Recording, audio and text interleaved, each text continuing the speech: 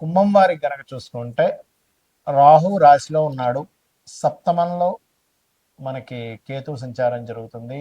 ధనస్థానంలో క్రూర గ్రహాల సంబంధం ఉందంటే శని, కుజ మరియు బుధుడు కూడా వచ్చి అక్కడ చేరాడు, పంచమాధిపతి. మరియు అదేవిధంగా రవి శుక్రుడు మూడులోని, ఆ శుక్రుడు 19వ తేదీ నుంచి 4లోకి వెళ్ళడం, పంచమంలో గురువు, సప్తమంలో కేతువు, 2వ స్థానం నుంచి అష్టమ స్థానం వరకు చంద్రుడి యొక్క సంచారం జరుగుతుంది. మరి ఈ యొక్క గ్రహస్థితిని అనుసరించి మీకు ఎలా ఉండబోతుంది, ఏ దేవతారాధన చేసుకోవాలి అనేటువంటి అంశాలు చెప్తుంది నేనైనప్పటికీ చెప్పిస్తుంది సాక్షాత్ లలిత అమ్మవారిగా భావిస్తూ, ఆ లలితాంబిక అమ్మవారి యొక్క అనుగ్రహం మీకు పరిపూర్ణంగా కలగాలని మనస్ఫూర్తిగా కోరుకుంటూ, ఇక్కడ గమనించినట్లయితే ఈ ధనభావంలో అంటే లగ్నంలో రాహు ఉన్నందుకు కొంత ఆన్లైన్ సంబంధించిన నేర్చుకోవడానికి కొంచెం గతంతో పోల్చుకుంటే కొంత చాలా మటుకు ప్రశాంతత అనేటువంటిది లభిస్తుంది. కానీ ధనభావంలో ఎప్పుడైతే శని కుజులు ఉన్నారో, అక్కడికి వచ్చి బుధుడు కూడా చేరాడో, ఇది ఇచ్చేటువంటి ఫలితం ఏమిటంటే ధన విషయంలో, కుటుంబ వ్యవహారాల విషయంలో, వ్యాపార సంబంధించిన ధన సంబంధించిన విషయాల్లో, షేర్ మార్కెట్ విషయాల్లో చాలా జాగ్రత్తగా ఉండాలి. కొంతమంది ప్రభుత్వ ఉద్యోగస్తులు, డాక్టర్లు, ఫ్యాషన్ రంగాల్లో ఉండేటువంటి వారు పరిచయాలు అవుతాయి. 19వ తేదీ నుంచి మీరు ఏదైనా గృహం కానీ వాహనం కానీ తీసుకోవడానికి చాలా అనుకూలంగా ఉంది. 19వ తేదీ నుంచి ఒక 25 రోజుల పాటు కాస్త సంతానం కోసం చేసే ప్రయత్నాలు ఫలిస్తాయి, కానీ చిన్న చిన్న మిస్క్యారేజ్ కూడా చూపిస్తున్నాయి.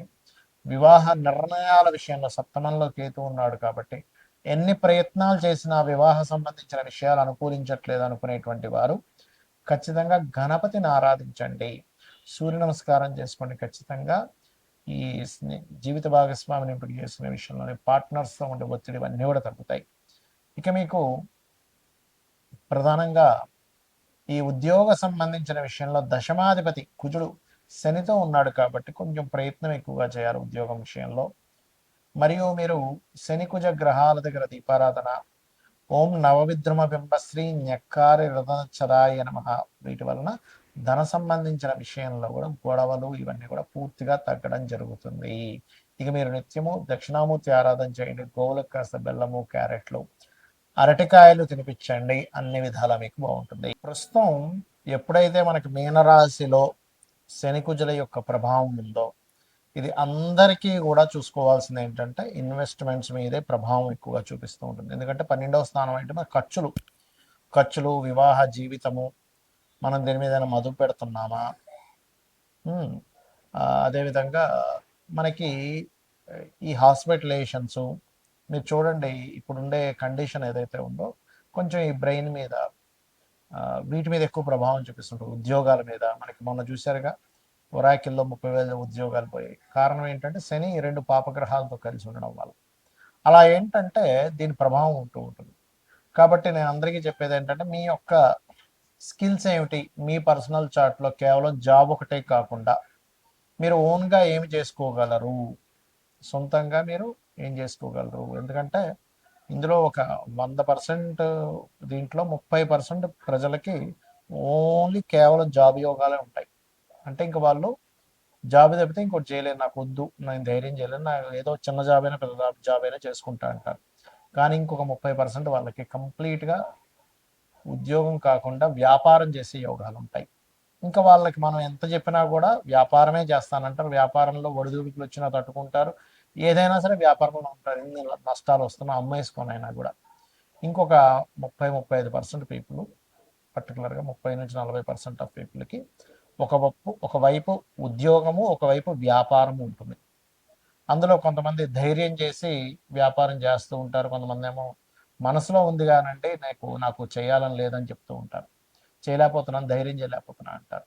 కానీ ఇప్పుడు మనకున్నటువంటి గ్రహస్థితులు ఏం చెప్తున్నాయంటే 4 ఏళ్ల క్రితం కూడా నేను మీకు నా వీడియోలు చూడండి తెలుస్తుంది.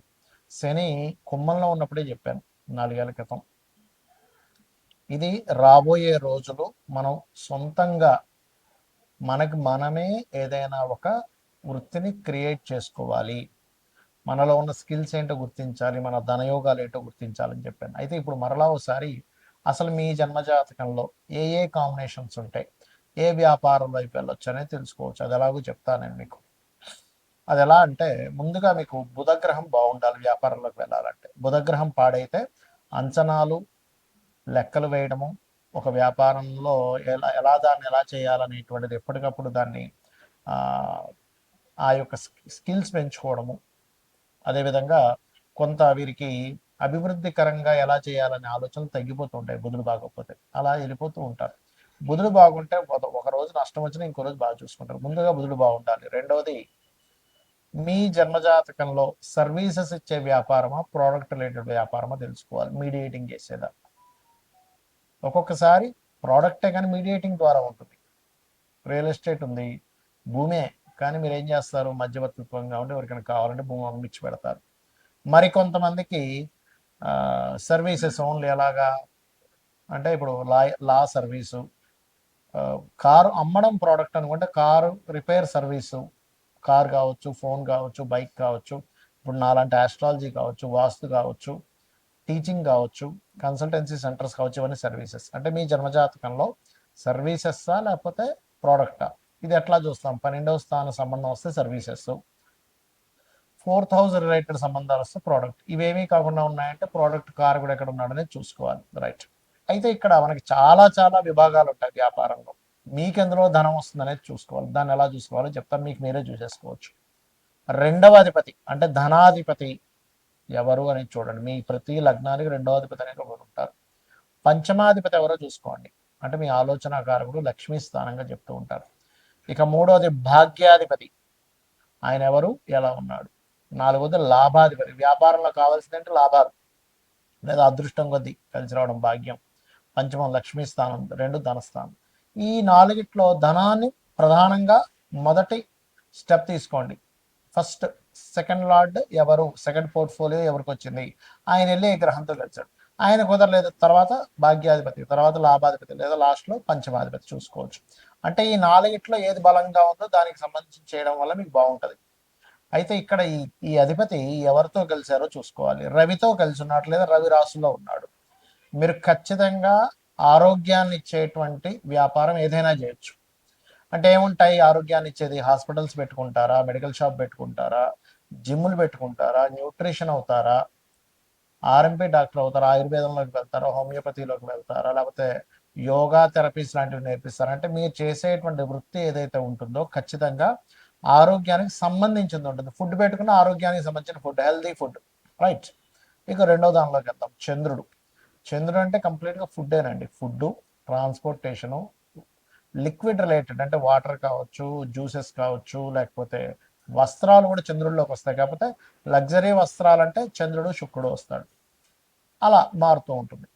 ఇక మానసిక రోగులు ఉంటారు కొంతమందికి, చిన్నపిల్లల డాక్టర్లు, అదేవిధంగా మెడిటేషన్స్ నేర్పించడము, మానసిక శాస్త్రవేత్తలు అవ్వడము, ప్రయాణాల ద్వారా, టూరిజమ్స్ ద్వారా. అయితే ఇందులో మళ్ళీ ఎలాంటి టూరిజమ్స్ అంటే మళ్ళీ గురువు రాశుల్లో ఉంటే ఆధ్యాత్మిక సంబంధించిన టూరిజమ్స్ ఉంటాయి అట్లా. ఇక మూడవది కుజుడు ఉన్నాడు, మీ ధనాన్ని ఇచ్చే కారకుడితో కుజుడు కనెక్టివిటీ ఉంది. అప్పుడు ఎలాగా, సెక్యూరిటీ సర్వీసెస్, మిషనరీస్, అది చిన్నది కానివ్వండి, పెద్దది కానివ్వండి, ఎలక్ట్రికల్ రిలేటెడ్, బ్యాటరీస్ రిలేటెడ్, ఇట్లాంటివి మీరు చేసుకోవచ్చు. ఇక బుధుడు కంప్లీట్గా మీడియేటింగ్, మధ్యవర్తిత్వంగా, అడ్వర్టైజ్మెంట్స్, ఇట్లాంటివన్నీ కూడా మార్కెటింగ్ రిలేటెడ్, యాడ్ ఏజెన్సీస్, ఇవన్నీ.